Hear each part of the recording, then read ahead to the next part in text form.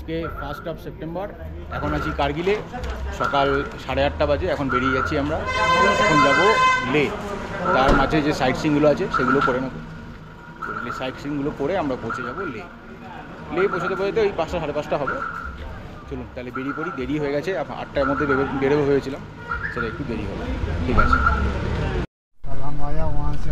जब छोड़ चले कारगिल नगरी। चलो।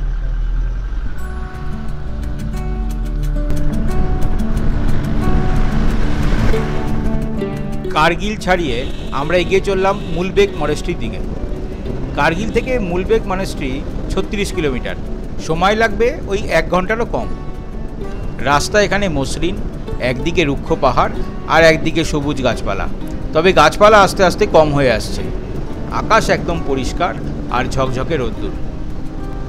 কিছুক্ষণ চলার পর গাছপালা শেষ হয়ে এলো আর শুরু হলো দুদিকেই রুক্ষ পাহাড়।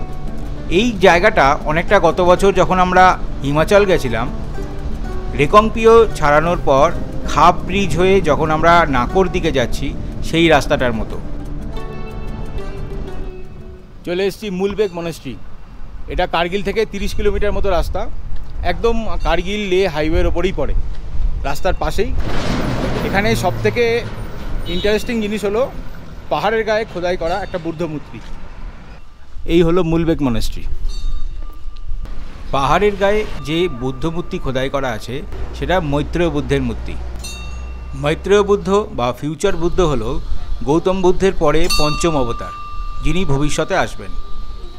মনে করা হয় এই বুদ্ধ মূর্তি আজ থেকে 1900 বছর আগে কুষাণ যুগে খোদাই করা হয়েছিল। চলুন যাই, মনাস্ট্রির ভেতর থেকে একবার ঘুরে আসি। এখানে 20 টাকার টিকিট আছে।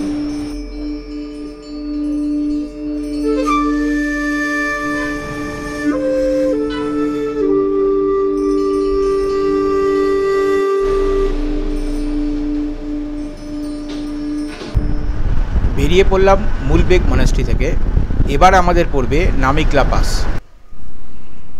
নামিকলা পাস যাওয়ার আগে একটু দাঁড়ালাম এই পাহাড়ি সৌন্দর্য উপভোগ করার জন্য। চলুন পাখির চোখ দিয়ে একবার এই লাদাখি পাহাড় উপভোগ করা যাক।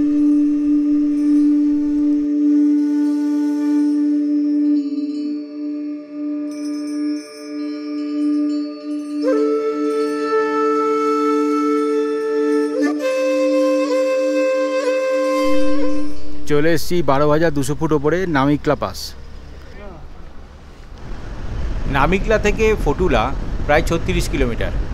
সময় লাগবে প্রায় 1 ঘন্টা।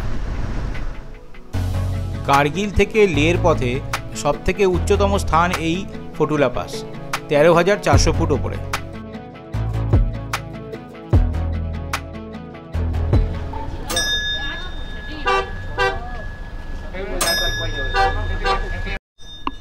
চলে এসেছি লামায়ারু মনেস্ট্রি। ফটুলা পাস থেকে লামায়ারু মনেস্ট্রির দূরত্ব প্রায় 15 কিলোমিটার। লামায়ারু মনেস্ট্রির পাশেই রয়েছে সেই বিখ্যাত লামায়ারু মুলল্যান্ড, সেটা আমরা পরে দেখব। এখন আমরা টিকিট কেটে চলে এলাম লামায়ারু মনেস্ট্রির মধ্যে। এখান থেকেই লামায়ারু ভিলেজের দৃশ্য অপূর্ব। 11th সেঞ্চুরিতে নোরাপা বলে এক বুদ্ধিস্ট মঙ্ক এই মনাস্ট্রি প্রতিষ্ঠা করেন লাদাখে। বর্তমানে গেলুকপা সম্প্রদায়ের এই monastery one of the oldest monastery in Ladakh area.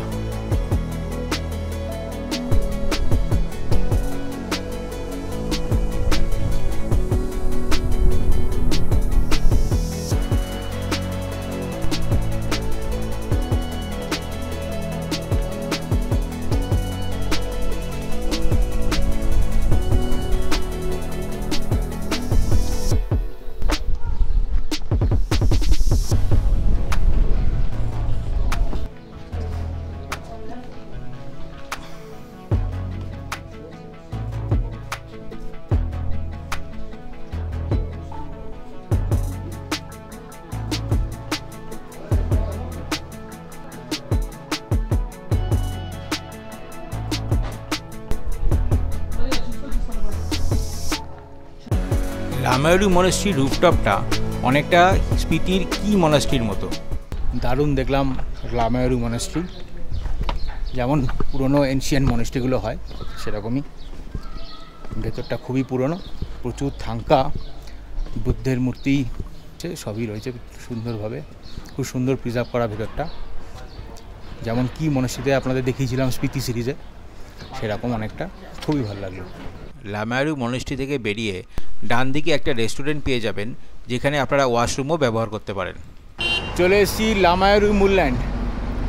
আগে আমরা স্পিতি সিরিজেও দেখেছি, কিয়োটো মুলল্যান্ড ছিল, তারপরে নাকোর পরে একটা মুলল্যান্ড ছিল। এটা হচ্ছে এই লে যাওয়ার রাস্তায় লামায়ারু মুলল্যান্ড। আসুন পাখির চোখে আপনারাও আমার সঙ্গে দেখে নিন এই মুলল্যান্ডের সৌন্দর্য।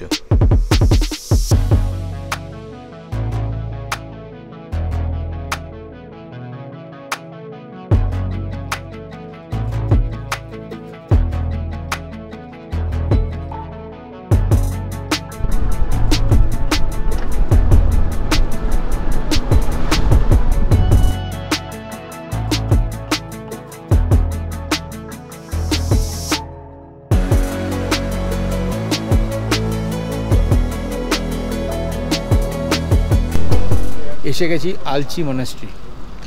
এখানে দুটো মনাস্ট্রি আমরা পরপর দেখব, আলচি আর লিকির। তার মানে তার মধ্যে প্রথম এলাম আলচি মনাস্ট্রি।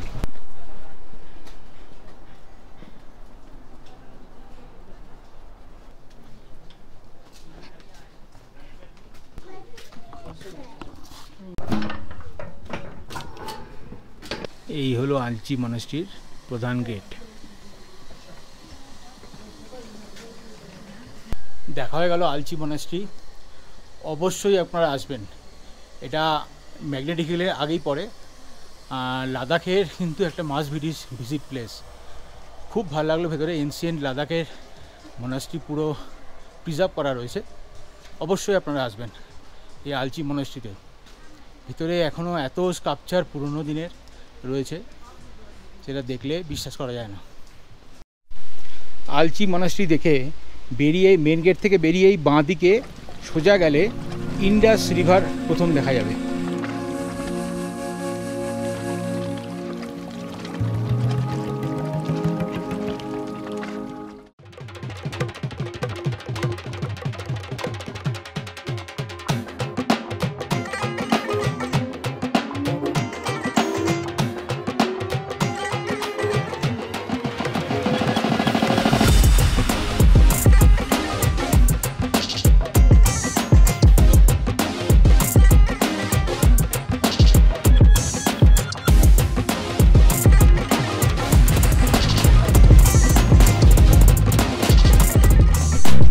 চলে এসেছি লিকির মনাস্ট্রি। লিকির মনাস্ট্রির আন্ডারেই কিন্তু আগে যে আলচি মনাস্ট্রি দেখলাম, সেটা এই মনাস্ট্রির আন্ডারেই সুপারভিশনে চলে। তবে আমরা শেষ পর্যন্ত আর এই মনাস্ট্রির ভেতরে ঢুকিনি, বাইরে থেকেই যেটুকু দেখলাম, কারণ অনেক বেলা হয়ে গেছিল, প্রায় 3:30 বাজে। এখনও অনেকটা পথ বাকি আছে লে যাওয়ার জন্য।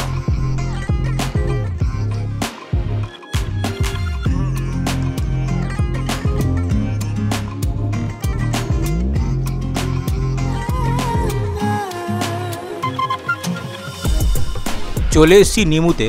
এই নিমুতেই জাস্কার আর সিন্ধু নদী সঙ্গম হয়েছে। এদিক থেকে আসছে সিন্ধু নদী, আর ওই দিক থেকে আসছে জাস্কার নদী।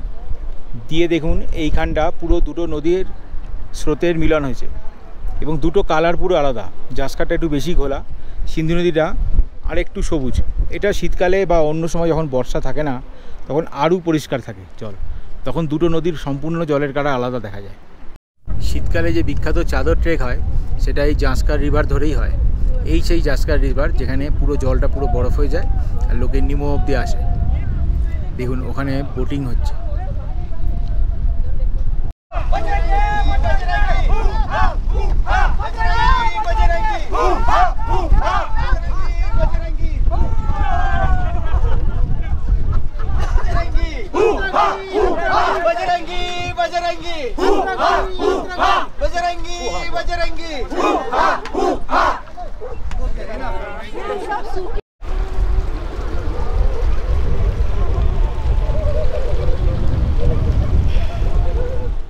বেরিয়ে পড়লাম সঙ্গম দেখে।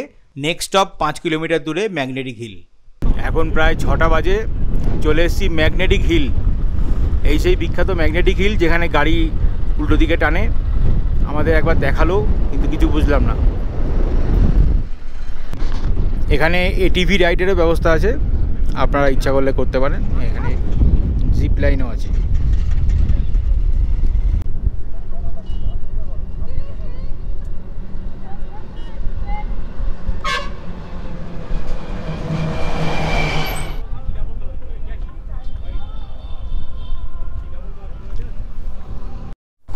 চলে এসেছি পাথর সাহিব গুরুদ্বারা। এখানে চা পাওয়া যায়, খুব নাকি ভালো, একবার খেয়ে দেখি। আর পাশে মনে হয় লাড্ডুর ব্যবস্থাও আছে।